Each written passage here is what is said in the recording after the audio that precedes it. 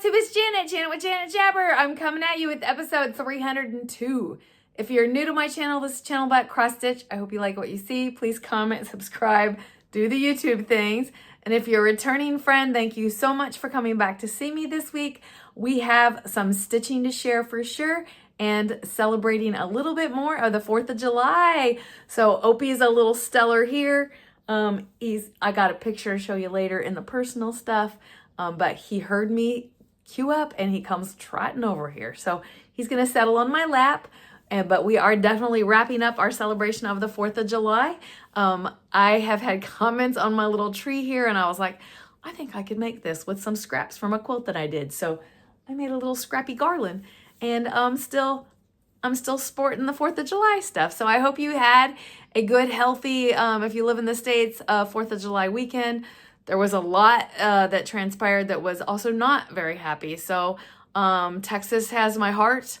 I have hugged my daughter, hugged my grandchildren a little tighter. Not to start out with the sorrows, but I sent my kids all to church camps. They weren't church camps, but they were camps when they were smaller. I can't even wrap my head around that. And my community on the 4th of July was rocked by a 19-year-old death of a pillar of this little community that was going places. And that is still unfolding.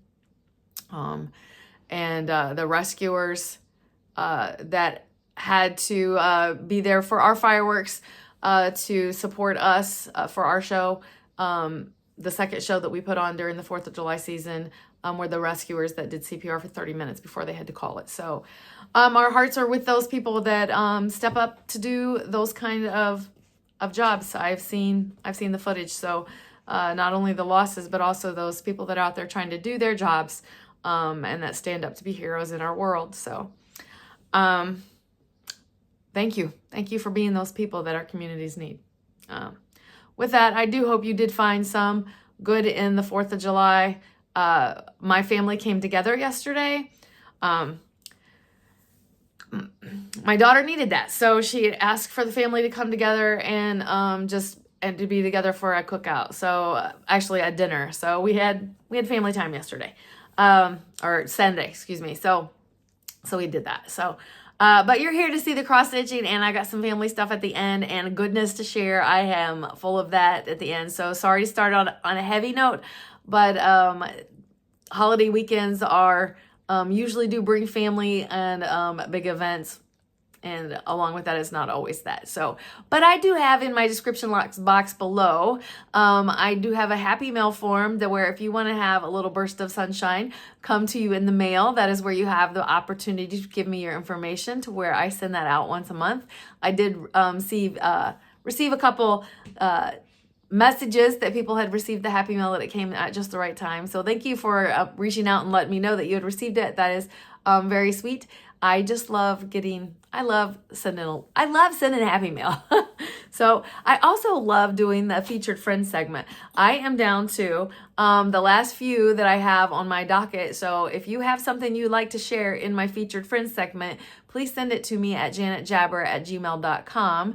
But this one is a dear friend of mine, Chrissy, that I stitch with locally. Her and I have become very good friends over time, and she has a couple pieces to share with us. One of them being an old piece that she had dug out and was like, I need to finish this. I think she has said it's one of her first pieces. So I'm going to pop this up here. This are these little teddy bears. It's a dimension kit that she stitched on an 18 count antique white. It was like an old finish, and she had it framed and matted and framed at our local Stitch and Frame, and they had fun picking that out and doing that. So it turned out great, and I'm glad you dug that beauty out and got it finished, Chrissy. That is gorgeous, and thank you for sharing. And the last one, she was so happy to pull out and share. This is a Primrose Cottage, America Home Sweet Home. It is from the Sip and Stitch box, and she finished that pillow. She said she was very nervous, but she did it. I think it looks wonderful, Chrissy, and thank you again for sharing that. So I love sharing this. I love this segment, and y'all love this segment too. It shows old and new. It shows fully finished and not fully finished, but different varieties of things. So please continue to share. This is a part that people love so much. So that is very much fun. With that, we're going to get into what I stitched on this week, and then we'll get into what I got going on, plans, and whatnot at the end. So what I had shown you, this was not planned, but it happened this week. So I had showed you that I had 3 of the 4 of the Autumn Petites done, and Opie's falling off my lap. I ended up getting the 4th one done. So these are all 4 of them. That is the 4th one completely done. So that is a finish that I get a mark off of my whip list. But I do have more of these little guys that I will be getting this queued up to get another set of those started. I also had started, I usually have these smalls, and I knew I'd be getting it done pretty quick and probably bringing it to you, but this is the seahorse one. I love how this finished off from the Corky Quaker. And this is the little stitchers, the little bird for the month of June. So we are into a new month. You will see little stitches like that later on at the end of the month. I usually have smalls that about 3 smalls that I finish every single month. This one, I thought I was gonna have it finished for you, but I'm not. But I also think that it will be finished for you next time. I have 1 full bead color done, and I am just down to just under 200 beads of the last color, and then there are 5 jewels. So Queen of Freedom is looking magnificent. I'm gonna bring her in. So the silvers are done, the golds I'm working on. There's gold here, some of the gold here, some of the danglies, but there's more danglies that go along here. There's more beads that go here. I feel it. This one's done. So I still have these 2 to finish, these danglies to finish, and then there's okay, this one, this row of gold beads, and finish off these little things here, and it's going to be a finish. I really think that I'm going to have it finished to you by next week. And then there's 5 jewels. I think there's 1, 2, 3, 4, 5. I think that's what I have. I know, I'm not doing her justice. So she for sure will be done before I retire at the end of July. She for sure will be. I'm telling you, she is going to probably be done before, when I show her to you next week. She is lovely, lovely, lovely. All right, the next thing I have to show you is my Sampler Seasons Summer. This is by Blueberry Ridge Designs. I am stitching it. It shows that it's monochromatic. I am doing the EJ Sunshine Stitchers idea of using a colorist. This one is 4502. And then you pull those 4 DMC colors out of that. And I got the border to meet up all the way. It isn't a Q-snap, so I'm not pulling it out. But my border did meet up all the way around. And I'm putting the berries in. So I'm doing 2 of the dark pink ones and then 2 of the light. I know it's barely off because it's 601 and 602 or something like that. So then once I put those berries all the way around, this actually fits. It shifts over and completely fits in this Q-snap. So this is a 40 count mystery from Mystic Fabrics, and plugging away at it. I stitch on this. I usually try to put 100 stitches a day, Monday through Friday. So it's my seasonal stitch is what I call it. And that's how I break it down. We're trying to like always, we play Tetris because dogs here, cats here, piles here. And this is really not a place that I can put a pile, but I make it happen and we don't have a fall. All right, I was into the patriotic stitching clearly, so Home of the Brave. I had a question about this, so I'm going to show it and then we're going to talk about it. By Primrose Cottage. And this is where I'm at on it. Opie's my little board right here. I am down to building the house here and filling in the word free there. So I mentioned that I printed this. I had purchased off of Etsy some background colors that you could print off on your printer for scrapbooking. I took this piece of Aida, which is clearly the size of, look, cut down to the size of like an 8.5 by 11. So clearly it restricts me because it's what the size of my printer is. And I ironed it onto freezer paper because then it would make it like less flimsy. This is something that people that do applique do. And then I trimmed it up to where it was exactly going to go through my printer. And I'm not going to lie, I'm not like I had to like run a piece of paper through, like I put an X on a piece of paper and I put it through my printer so that I knew when I put it through my printer if the X needed to be down or up, so that I knew whether my fabric needed to be down or up, which side was going to get the ink. And then I printed off the grunge color that I wanted. And then when it came out, I let it like air dry. And then I took my very hot iron and I set it with, like, I put like paper towels on top of it. And then I ironed it to like set the heat. I like heat set it. And that's all I did.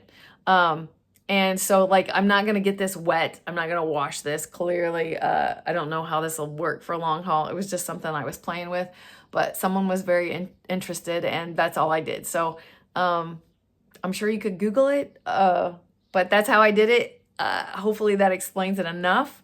And it was like a long time ago. I don't even know where this is.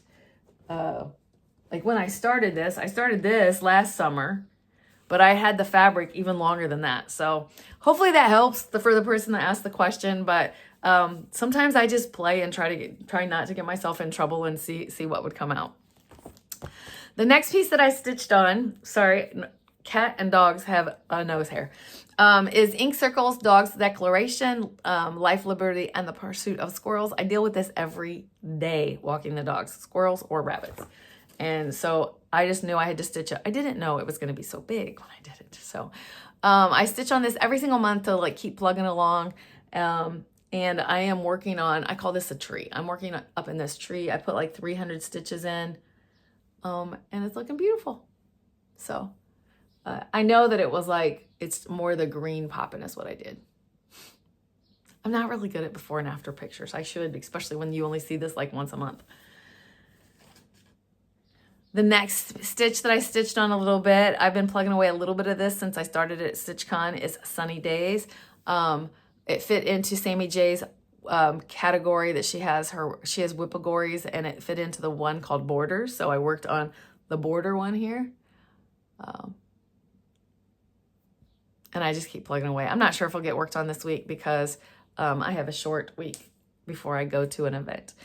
And I didn't get this one accomplished. So this one is my Put a Bird on It Sal from the EJ from the Sunshine Stitchers has going on, where if you work on this Modern Folk Embroidery, she's got it broke down. She broke it down into sections. I'm doing 1,000 stitches a month and it'll be done by the end of the year. I still have like 200 stitches for the month of July. So I finished off for July. I had one bird done, so I finished off this thing and the other bird, and I started working on this. I have to do in here. Again, I have 220 stitches to finish, and this will be done. So I'll probably work on this week for sure to get that finished. So to go along with the Christmas in July theme, I have a focus piece this month that I'm hoping will be a finish. And this is my Miss Christmas Eve. When I pulled her out, I was like in no context of like what was still left to do.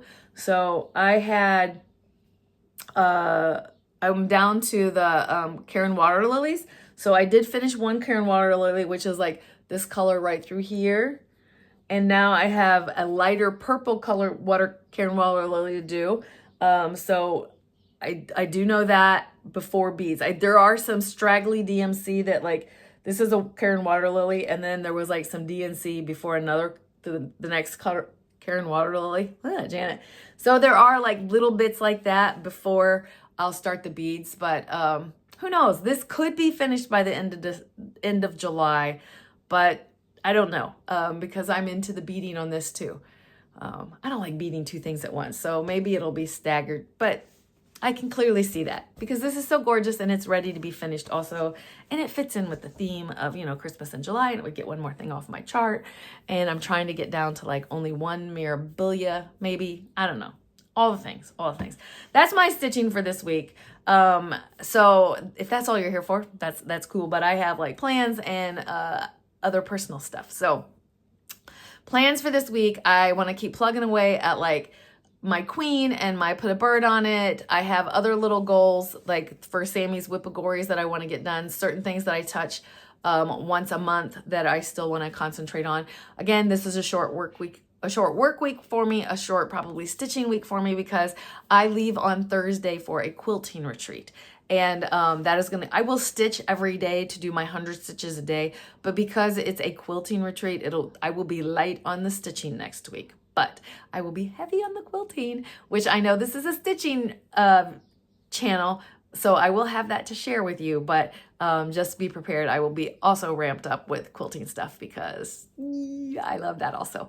And with that, I do have a quilt that I finished which fits into the whole Christmas in July thing. I actually have a Christmas quilt that had been sitting on the counter that I needed to just do the binding. And binding, if you're not a quilter at all, is the thing that it's what sandwiches it together on the edge. It closes the seam, I guess is to say. So the background on this is like a fun little pattern like this, and I use this same fabric and put it on the binding.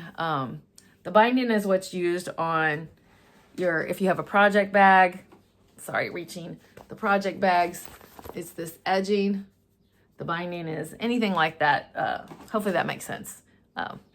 But anyway, I threw that on there and got it done. So it fit the Christmas in July, and it needed to come off of my to-do list. So I wanted to get that done, and I am trying to keep my quilting world whips down to much less than what I do in my cross-stitching world, so I needed to get that done. Okay, so I had mentioned Opie looked all dapper. I'm going to show you a picture here. He had gone to the groomer this last week, and I'm moving into personal stuff. And I was super excited. So my groomer, about a year or so ago, had to quit her business. It was just, she's an amazing groomer, but I think it was doing her job and running a business. It was too much for her. And she's an amazing person. And I got on a wait list to get into a facility that actually trained my dogs. And they groomed Opie, and it was good, but it was not great. But I didn't know enough to know what Opie needed done to take care of him. So then she got hired on there recently to be a trainer there. And when I saw that, I was like, ding, can I get in? Can I get back in to get Opie so that she can tell him what to do? They're like, she can actually take care of him. I was like, yes, please. So when I dropped him off, she was there to greet us. So happy. Opie, who is nervous as all get out to go anyway, takes right to her. And when he came back, this is the picture of him looking so dapper. And she was like, she made my heart feel so good. She said, first of all, the person that had been cleaning Opie was not trained enough to know how to take care of his breed. And I didn't know the words to say that he needed like de-shedded and that he needed a full something else. I don't know. It's in the notes so that both of us are better now. But he's much better now. So that made me happy, and it made him happy. My husband, it was like, my other dogs don't get groomed. So my husband is like a stinker butt in regards to Opie being groomed. So that was done. And then we had, leading into the 4th of July, the 4th of July is a holiday where you get paid extra to go to work. So I knew that I was going in to do work to do what is referred to as a chain pull. I'm going to show you pictures here. So I knew it was going to be my last chain pull ever. It's heavy, dirty work. I went in at 11 o'clock, which is what I could do if I was going to work a 12-hour shift. I was straight up with my bosses. They knew what was going on. I said, hey, I'm going to come in at 11 so I can leave at 7 so I can go do the fireworks. So I did an 8-hour shift, but in my 8-hour shift, we pulled 2,000 feet of chain. I hope I'm snapping pictures here. So there's like a setup of like what we have to do. I'm going to show you a video. But anyway, so there's some pictures here. It's dirty. It's good hard work. I went through 2 sets of coveralls to where I got dirty, 2 sets of gloves. It even then went through my coveralls. Because you're up and you're down, my knees were bruised and hurt. It's good hard work. Here's a video. Okay, I'm going to really quick try to show you what I mean by a chain pull. This is my last chain pull ever. So what I mean by that is we have to do out with the old and with the new. So what that means is currently, let's not make you dizzy, the new chain is going in there. The old chain is being pulled out there. And let me see if I can show you without. So we pull chain clear down this aisle. That's the new chain. And when the old chain comes out, it gets piled up down there. And we wind it up and send it back for it to be rebuilt. We have to do this because over time the chain stretches out and gets worn out, so we have to replace it and put it back, put a new one in, and rinse and repeat. I don't know how often we do this, but it's a lot of nasty, dirty work. And this is just a taste of what I'm leaving behind. So last chain pull ever. And so hopefully that explains it enough. I know it was quick and rough and whatnot, but fun to celebrate the last one ever. And like, I've never been on one where there's like 9 people that were there. So it was good hard work and done. And after I was done, I came home, took a good hot shower, got the grease off of me, and we went to a fireworks show. Before we went to the fireworks show, the grandkids were not going to the fireworks show, so they stopped over to see this outfit that Ozzy is wearing was Lizzie's outfit from when she was a little 4th of July baby. Oh my gosh. I was so excited to see Ozzy walk in this little outfit because I didn't know that Lizzie still had this. Well, I knew that I had saved it, but I didn't know that Ozzy was to the point of being able to wear it. So it was so cute. And Henry snapped a picture with us also. And then I took off to the show. The show was fun. I was closer to this show, sitting closer to this show because we were of the helpers than I was for the event that we put on for our fireworks on the hill, where I enjoyed it with our kids because I sat back in a safer distance. Since it was the husband and I, we were up closer. Hey, Ollie. This one was just a fireworks. It was not like all the other activities. So that was a little different. There was scary to us. We knew that it happened. The people in the town didn't know it happened. They lost control of the show at one point. Like, they push buttons. They don't go up and like let fire off. It's let off by modulars. And the fireworks were actually jumping. And so for like 2 or 3 minutes, they didn't push any buttons. The show was letting itself off, they were like, I could hear the guys go, like it was those kind of words, but it settled itself down and then they were back under the control. So unfortunately the show was like a little shorter than it should have been, but nobody else knew that but us. It was still a good show. You still had all the hoops and hollers, and it was fun time. And then I headed back home because I was wearing sandals, so I couldn't help like clean up. And that wasn't planned. I didn't even think about that. But I also had my dogs at home. So I headed home. The guys stayed there, and they made the choice to like clean up that night in the dark versus coming back in the morning and like wrapping it up, and it was done. So then we were like, that left us for the weekend, and Jeff and I had a pretty chill, like get her done kind of weekend. And then the kids came over for a cookout. So it was just like felt good weekend. I was like, man, if this is the touch of retirement, bring it on. Anyway, that's it. That's what I got for you. Again, we'll see what next week brings to you. Opie is getting antsy to get down now, and he hears the other dogs in there. I had taken them on a walk this morning so they would be quiet, and we got through this without any commotion, really. Ollie tried to take my tree out. Opie's getting antsy. I'm going to get out of here so you can get to your next video. I love you guys. Thank you for always being here. I am caught up on my comments, I think. I have like 4 that I need to do a couple of information data stuff to give you. But other than that, I'm good. So please keep stitching, enjoy life, and I'm sending you so much love. Bye.